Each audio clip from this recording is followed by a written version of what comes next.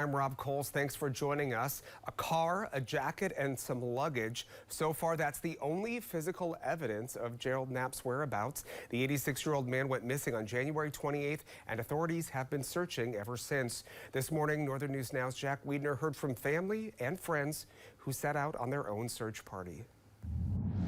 Horrific. Confusion, just an eagerness to get here to look for him.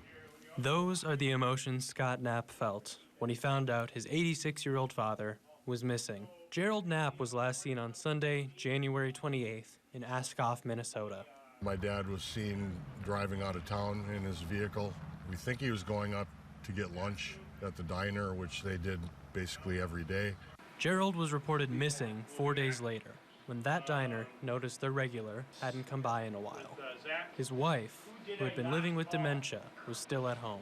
Pine County Sheriff's Department got involved, and they located his vehicle that evening on the Andy Dancer Trail.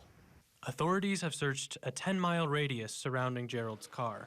This Saturday, family and friends formed their own search party. There was days when there were 3 different law enforcement agencies on site, but this is the biggest private search party for sure.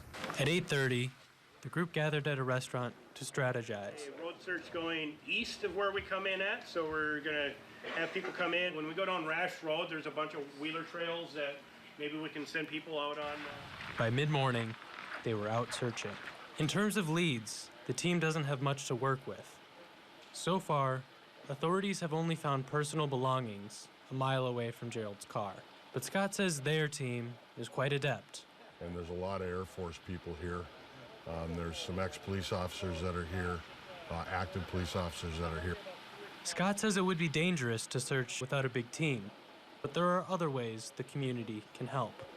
Anybody that has a hunting shack, hunting land, seasonal cabin, trail cams, what we are looking for is all of them are checking their stuff to see if they can get a picture of our dad.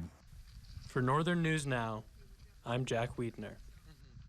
And at last check this afternoon, the search was still ongoing. The Knapp family says Gerald had deep ties to the Northland community. He taught for decades at Denfeld and was involved in the local Air Force and National Guard branches. The BCA has asked anyone with property near Nemadji State Forest to check for signs of Knapp.